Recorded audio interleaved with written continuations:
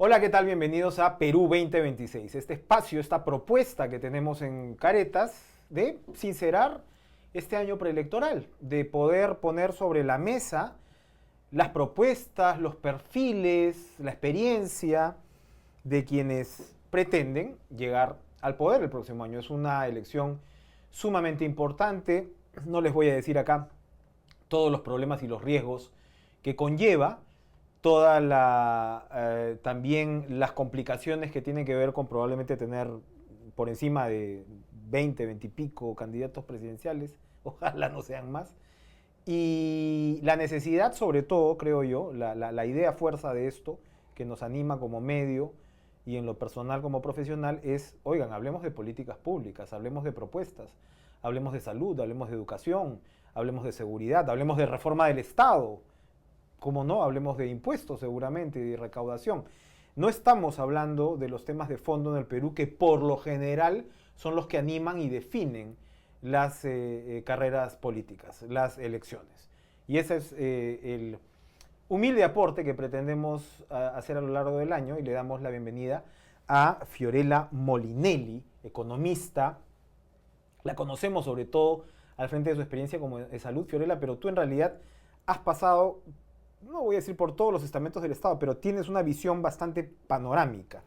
Sí, gracias Y Enrique. además ahora presides Fuerza Moderna, ¿verdad? Estamos en Fuerza Moderna, es el partido del símbolo del arbolito. Así es. ¿No? Entonces, esa visión, o sea, es decir, primero uno cómo se anima, luego de que has hecho carrera, pero también has padecido el Estado en más de una forma, y cómo animarse por esto, ahora, por el 2026.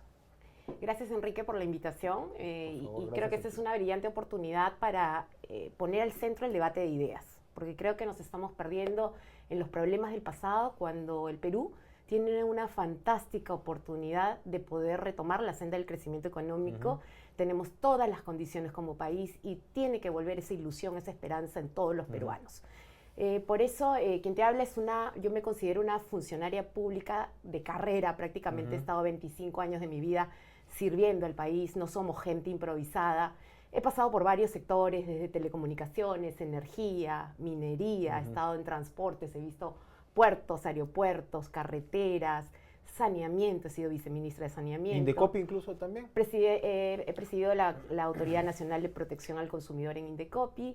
Luego he estado en sectores sociales muy importantes, como el Ministerio de Desarrollo e Inclusión Social, he sido ministra. Y por lo último que me recuerda a la gente es la pandemia. He estado 4 años como presidenta ejecutiva de salud. Entonces, sí, efectivamente, conozco los sectores, la columna vertebral del Estado muy bien, conozco lo que es gestión pública y mi mensaje principal es que necesitamos gente que sepa. Ya no es momento de improvisar en nuestro país.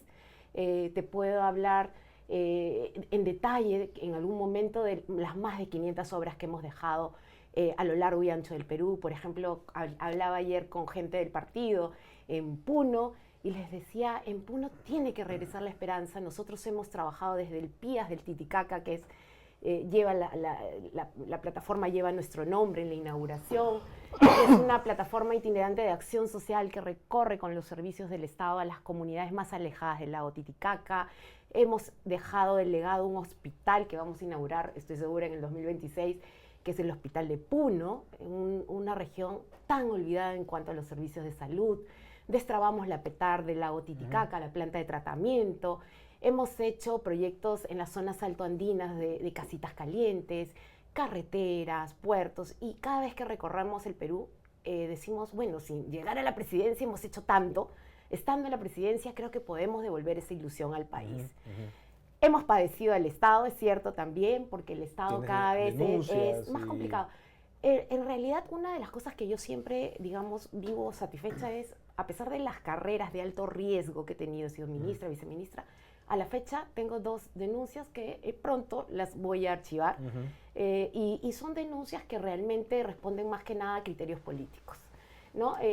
Aquí el funcionario público, siempre he dicho, el que va a hacer, tiene que estar dispuesto a someterse a las investigaciones, como siempre lo hemos hecho. Yo no tengo ni 20 ni 40 denuncias, tengo 2 que pronto se van a cerrar y son básicamente políticas.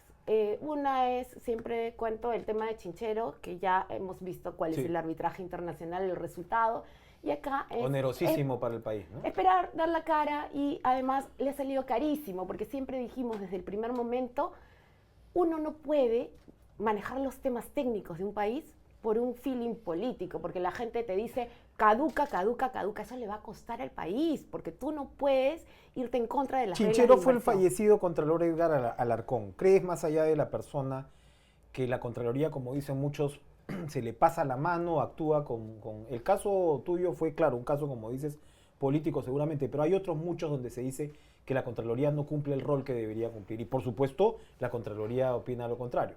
La Contraloría lamentablemente no ha acompañado al Estado, a pesar de que ha anunciado muchas veces el tema del acompañamiento en todas las etapas, todo lo que es la labor preventiva que debería tener la Contraloría. Cuando tú los invitas a participar de un proceso de contratación pública, ellos se sienten como que van a participar observando, pero no dicen absolutamente nada. Entonces, cuando tú volteas y les dices, quiero que me acompañes a hacer las cosas bien, ¿qué opinas?, se abstienen. ¿Por qué? Porque lamentablemente no quieren involucrarse ni tener responsabilidades que a veces son complejas para el país. O sea, tomar decisiones cuestan, pero hay que hacerlas dentro de un marco legal y y es dentro cierto de un que marco ahora técnico. en el Estado no se quieren tomar decisiones, que Y todo el no mundo se vive quiere- paralizado por tomar Mucha gente vive para responsabilidades. la foto, digamos, no se quieren tomar responsabilidades porque les tienen miedo a las fiscalías, a las contralorías. Lamentablemente ha habido una deficiencia en la profesionalización de los cuadros de la propia Contraloría. Y te lo digo porque no conocen las propias normas de contratación del Estado, no conocen las normas de control. Y básicamente responden a un bono de fin de año donde les dicen, bueno, ¿te quieres ganar el bono? Tú, fiscalizador de la Contraloría o órgano de control interno, entonces te vamos a poner unas metas. Si quieres ese bono, tienes que traer acá cabezas, ¿no? Y eso es lo que hemos visto. ¿Yo qué he hecho? Porque hay que animar al funcionario público a tomar decisiones. A partir de la fecha, cada proceso que estoy cerrando, lo estoy llevando a un proceso de, me someto a la investigación, la cierro y luego inicio una querella por un tema de daño al honor y la buena reputación. Soy la única funcionaria pública que ha logrado condenar al Contralor Edgar Alarcón, no solamente con una sentencia consentida, sino con un pago de reparación civil, ¿no? Se le condenó con casi 300.000 soles que me tiene que pagar él o su familia. Ella falleció, la sucesión la tiene la familia, lo ha dicho el Poder Judicial, pero el daño al honor es un daño que uno tiene que siempre, digamos, reivindicar. Tú nos muestras una perspectiva que es distinta a la que usualmente vemos, es decir, usualmente decimos el Estado no funciona, el Estado está hasta las patas, no cumple con sus labores. Tú lo que representas es una funcionaria que precisamente cumple con sus labores o que dirige equipos en los cuales pretendes llegar a metas para cumplir con esas labores. Te pido que desde esa posición le digas a la gente entonces cómo desanudamos este nudo gordiano del Estado. Desde esa experiencia, con esos problemas y demás, pero con lo que se supone que son estándares de eficiencia, haces que el Estado funcione. El Estado no está funcionando en general ahora mismo. Y lo vemos por doquier. A ver, yo ¿no? que he pasado por varios sectores tengo una premisa de cómo se funciona. El líder es líder porque sabe convocar bien a los equipos. En primer lugar, tú tienes que convocar a gente que sepa más que tú. Igual o más que tú. Rodearte de gente eficiente, que no tenga miedo a tomar decisiones valientes. Hay muchos a los que no les gustan las sombras, ¿no? Y eso es una... Y en el Estado yo los clasifico en tres. El filósofo, ese profesional que tú dices, uy, es el que sabe el libro andante, pero que de filosofía pura no va a pasar. El que te dice de repente, ya, en salud hay que trabajar el tema de la atención primaria de la salud, te lo repite 30 años, pero entonces yo le pregunto... El aiqueísta.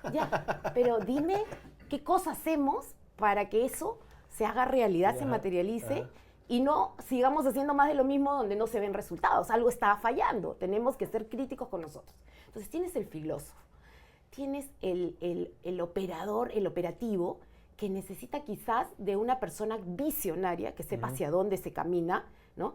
Y ahí es muy importante el estratega, el que está decidido a hacer, el que sabe que hay que poner, digamos, ha calculado bien su brecha de hospitales de atención primaria, sabe cuántos hospitales de alta complejidad hacen falta en el Perú, toda la parte preventiva y promocional de la salud. Y entonces dices, este es mi plan de corto, mediano y largo plazo.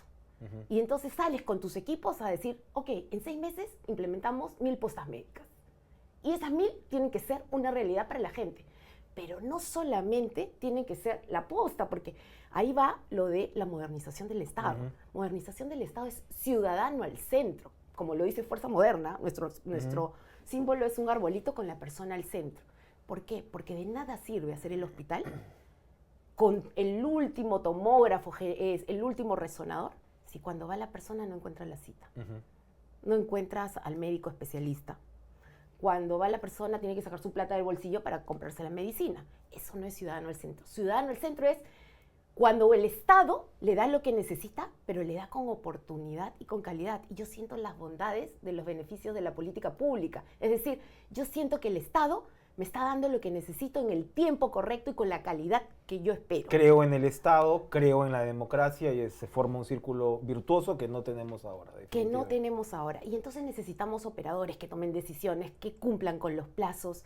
Hablábamos hace un rato antes de la entrevista que en el Estado lamentablemente hay 2 meses que se borran del calendario. Diciembre y enero. Es inaudito. En diciembre la gente lamentablemente en el Estado no trabaja. Está corriendo, en diciembre ya cerraste el presupuesto porque tienes que rendir cuentas, lo que no se ejecutó ya no se puede convocar. O sea, si tú no convocaste hasta septiembre, octubre, lamentablemente lo que convoques es un saludo a la bandera. O sea, si tú quieres construir una posta, un hospital, máximo hasta septiembre, octubre, porque lo demás es sueño. Y en enero recién la gente está volviéndose a sentar en sus sitios, dicen no hay plata, porque todavía no se están habilitando los presupuestos, las certificaciones presupuestales, y recién en enero te estás enterando de cuál es tu plan operativo para comenzar a funcionar. Febrero más o menos que se acomodan y ya marzo comienza a caminar. Entonces necesitas líderes con capacidad de decisión, que sepan manejar bien la ejecución presupuestal. Mira cuántos gobiernos regionales no han podido ejecutar su presupuesto.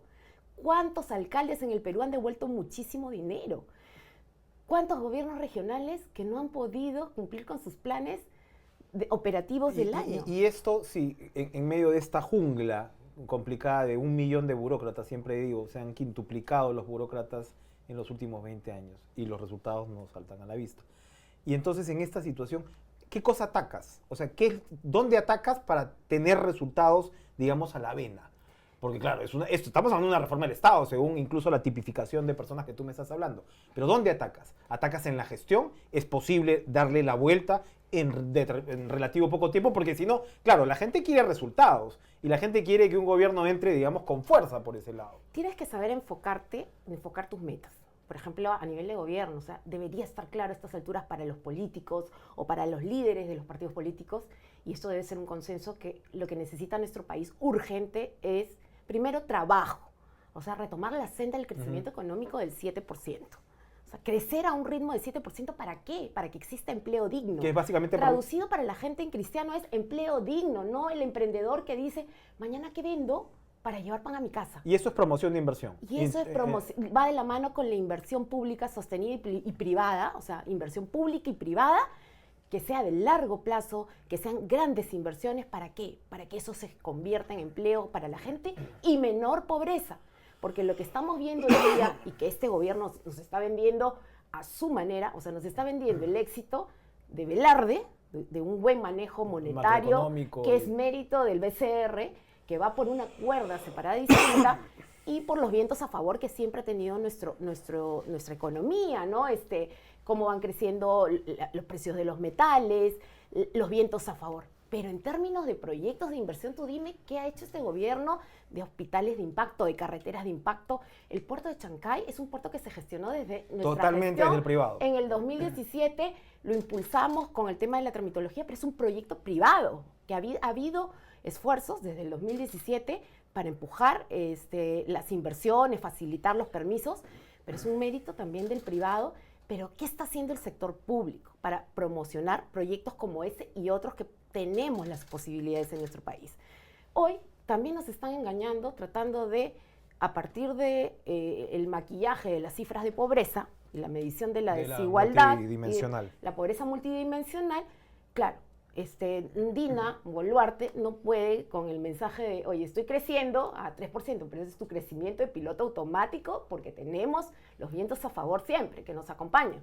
No somos una economía que bueno, por nuestros recursos naturales vamos a crecer siempre con ese piloto automático, pero ese no es nuestro techo. Nuestro techo mínimo debería ser el crecimiento del 7%, que nos se debe convertir en empleo digno y reducir la pobreza. Hoy la pobreza ha crecido. El 29% de los peruanos no tienen una canasta básica decente. Estamos viviendo inseguridad alimentaria. O sea, la gente está comiendo mal, ¿no? Y estamos avanzando en la desnutrición, en la anemia. Entonces, ¿tú qué cosa haces? ¿Qué hace el gobierno? El gobierno dice, cambio la pobreza multidimensional, quito la medición de la anemia, la cambio, quito la desnutrición crónica infantil. ¿Para qué? Para decirnos que este es supuesto crecimiento económico que va en automático, también está reduciendo la pobreza. O sea, una nueva mentira para los peruanos. Creo que eso no es justo para nuestro país porque hay que sincerar las cifras. Y sincerar las cifras significa lo que hemos dicho, crecer bien, crecer sostenidamente con empleo digno y menos pobreza. Tienes un mensaje, tienes, digamos, una propuesta. ¿Cómo Fuerza Moderna la va a hacer posicionar a lo largo del país? Puede ser una persona, una cara reconocida, pero estamos hablando de una maquinaria, estamos hablando de un equipo, estamos hablando de una competencia feroz, porque van a tener probablemente, no sé, 30 competidores, candidatos. ¿Cómo posicionar un mensaje en circunstancias tan difíciles como las que vamos a atravesar en términos políticos? Yo creo que el Perú necesita hoy día un liderazgo verdadero, con gente, un equipo que conozca. Justo hoy hablábamos con nuestros equipos, con los que siempre conversamos. Estamos preparando una propuesta que la vamos a dar a conocer en su oportunidad. No necesitamos poderes del Estado o divididos o cómplices, porque hoy ya no es el desequilibrio de poderes. Ahora hay un equilibrio de poderes, pero en la complicidad del crimen organizado, de las mafias, etc. Nuestro plan es FM, fin de las mafias. O sea, vamos a caminar claramente hacia el fin de las mafias y nuestra propuesta es un grupo sólido que vaya al Congreso, un grupo de gente preparada, caras nuevas, que puedan en bloque. O sea, vamos a hacerle una oferta en bloque a nuestro país para que esa oferta en bloque dé la garantía suficiente de que vamos a tener un Congreso decente que camina con su independencia de poder junto a un Ejecutivo que sabe hacia dónde caminar. Nosotros ya hemos liderado el mejor plan de gobierno en su oportunidad, calificado por la sociedad civil. Fui coordinadora del plan de gobierno de PPK y la sociedad civil se encargó de calificar los planes. Hacer plan de gobierno, sabemos bien hacia dónde enfocar, cuáles son las fuentes generadoras de empleo en nuestro país, y lo que necesitamos es buenos recursos humanos. Y esa es nuestra oferta. El plan de gobierno de Kuczynski, si tenía esas características, incluso, claro, uno recordaba el tema del agua, ¿no? Como prioridad absoluta y otros puntos importantes, pero Kuczynski se estrelló con la política. Sí. Y terminó en lo que terminó. A mi modo de ver, pues ahí comenzó de alguna manera una debacle de la cual todavía no salimos, ¿no? De 7 presidentes, etcétera, etcétera. Va a tener que hacerle frente a la política también. Entonces, me estás diciendo, vamos a tener una oferta en bloque, vamos a tener caras nuevas, pero ¿hay calle? ¿Hay calle en esa fórmula? Es lo que pregunto. Que lo que ha pasado es el conformismo que también ha invadido la política peruana, en donde le echamos la culpa al pueblo. O sea, el pueblo elige mal, ese es nuestro discurso, el discurso político. El pueblo elige mal, pero ¿qué menú le hemos dado al político? El menú de siempre, o sea, Keiko, Acuña, Fujimori, en su momento, papá que también volvió a tener presencia en la política, los cuadros de Renovación Popular, ha sido más de lo mismo. O sea, yo me he esperado 10 años bajo digamos, la promesa de van a renovarse los cuadros en la política, nos van a ofrecer un menú mucho más decente, y durante 10 años hemos tenido que ir a votar por los mismos. Y en ese tener que ir a votar por los mismos nos hemos encontrado con más impresentables. O sea, partidos nuevos que han entrado, pero no para hacer el bien, sino para destruir a nuestro país, generar el caos. Intereses los partidos políticos han sido vehículos electorales de la criminalidad, de la minería ilegal y de todo lo que estamos viendo en el narcotráfico y de una agenda que está cada vez invadiendo el país. Frente a ese digamos, esa actitud pasiva del político, hemos dicho, ¿por qué vamos a dejar esos espacios? Nosotros tenemos que mejorar ese menú. Y entonces, con la experiencia de los 25 años que he tenido en el Estado, o que tengo en el Estado, estamos haciendo esa oferta nueva. Estamos teniendo presencia en los medios para darla a conocer. Conozco el Perú profundo, he viajado de cabo a rabo todo el país, porque me ha tocado ser ministra de Desarrollo e Inclusión Social. A mí nunca me han visto sentada en el escritorio, incluso en los peores momentos, en la pandemia, cuando todas las autoridades se escondían porque le tenían miedo al COVID, han visto a una mujer valiente al frente del escenario que no le ha tenido miedo a la muerte. No le he tenido miedo al COVID-19, menos le voy a tener miedo a enfrentarme a las mafias en el Perú. Hablando de la pandemia, yo sí quería preguntarte sobre, y todo este tema de Kuczynski, el plan de gobierno, cómo la política lo complicó a él, no supo responder seguramente en su momento. Pero de ahí participaste con Vizcarra, del cual has tomado distancia, ¿no?, en determinados momentos, pero yo siempre recuerdo de todos modos que Vizcarra fue muy eficaz en un momento, políticamente hablando. Un tipo tremendamente popular. Uno recuerda el tema del referéndum y la gente votó exactamente como Vizcarra le dijo. Claro, después hemos sabido lo de las brujas y todo este tema, pero a lo que voy es que el resultado político, que se basó sobre todo en la resolución de Vizcarra de chocar contra el Congreso, ¿no? No sé si compartes esa, pero eso movilizó a la gente. Probablemente ha sido la última movilización política, entre comillas, la que se dio, y Vizcarra terminó como terminará, y etcétera. Eso probablemente es otra historia, pero ¿qué enseñanzas sacaste de ese periodo? Sí, a ver, en primer lugar, acuérdense que un funcionario público de carrera es aquel que piensa por encima del gobernante de turno en el país. O sea, tú eres camiseta país. A mí me ha tocado trabajar desde Fujimori y he pasado por todos los presidentes. Incluso en la misma pandemia me ha tocado pasar por 5 presidentes y he estado en mi posición. Y claro, mi tema era mi lucha por el país. En lo que va concretamente a Vizcarra, creo que tuvo la habilidad de ponerse en sintonía con el pueblo. Hablarle todos los días. El espacio de la pandemia fue un espacio que supo aprovechar para estar sentado al frente de la televisión haciendo lo que nadie hacía. O sea, la gente sintió que salía un papá a hablarle a las personas sobre lo que se venía, sobre las decisiones que estaba tomando el gobierno, acertadas o no, porque hubieron, digamos, decisiones desacertadas, como que un día salen hombres, otro día salen mujeres, y eran políticas erráticas que luego se rectificaban.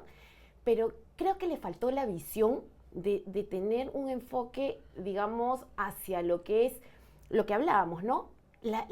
Las inversiones en su momento, o sea, no tiene una visión integral. No tiene una visión de, oye, ¿dónde están los sectores estratégicos que van a hacer que la economía despegue y que no sea un trabajo temporal? O sea, está bien, hay que crecer, hay que hacer crecer nuestro PBI y hay que repartirlo bien, hay que hacer crecer como yo siempre digo, el PBI es como una torta. La torta tiene que crecer y hay que repartirla por igual, ¿no? Pero no te puedes comer la torta. Y tampoco puedes regalar los recursos, que es lo que está haciendo este gobierno, teniendo un mal enfoque del gasto público, ¿no? Y eso es peligroso en el largo tiempo si no generas un crecimiento de tu ingreso sostenido, ¿no? No es tu piloto automático, sino tienes que crecer para guardar pan para mayo. Porque si te comes ese pan, quienes pagan eso son los pobres.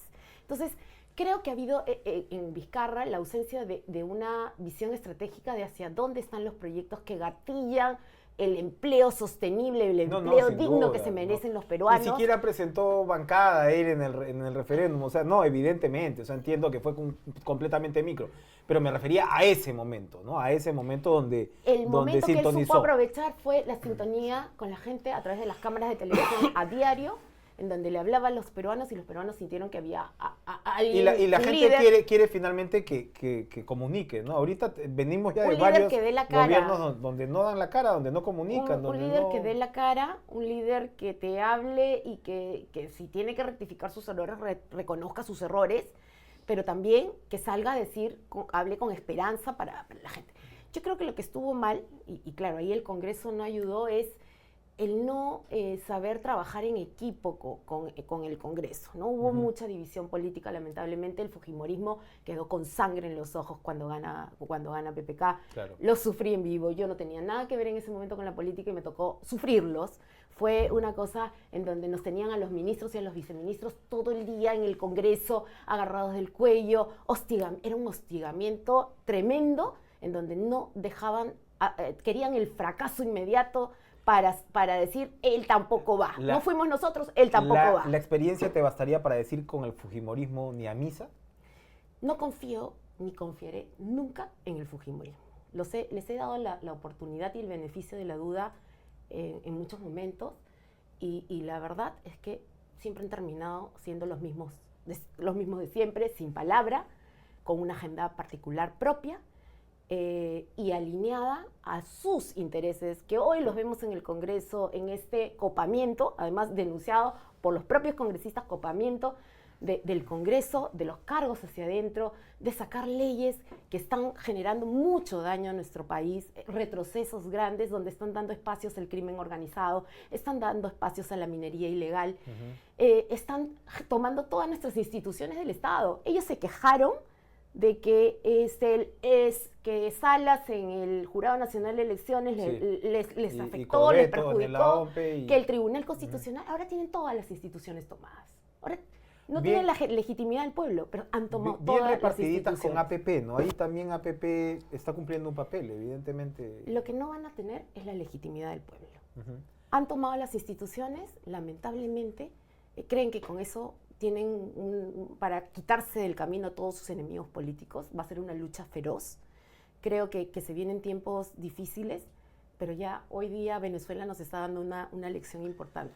Así es. El pueblo tiene la última palabra. Ahora, y cuando se den cuenta de que están moviendo sus propias riendas, con sus propias agendas, con la toma de ciertas instituciones, yo creo que va a ser momento de decir basta ya. Sí, si hablamos de alguna manera de cuadrantes, de parámetros, de clasificaciones políticas, yo sé que a veces eso es pesado porque uno dice las derechas no existen, la izquierda no existe, pero en realidad tal como se presenta mediáticamente y desde las cúpulas de ciertas agrupaciones, eso existe y existe mucho, ¿no? Y ahora se habla incluso de la batalla cultural. Y uno escucha tu propuesta y tu perfil y pareciera que estás un poco alejada de eso, ¿no? O sea, no te veo ultraconservadora, como probablemente el fujimorista definitivamente, como acaba de dejar en claro, ¿no? Pero tu corte, de alguna manera, tecnocrático y de gestión, que al mismo tiempo no es antiestado. Esto creo que en algún momento lo hemos hablado también. ¿Cómo de alguna manera empaquetarías ideológicamente esa propuesta si tuvieras que hacerlo? Somos un centro liberal, me considero un centro liberal, ¿por qué? Porque, como te vuelvo a repetir, creemos mucho en que la inversión es el motor de la economía, ¿no?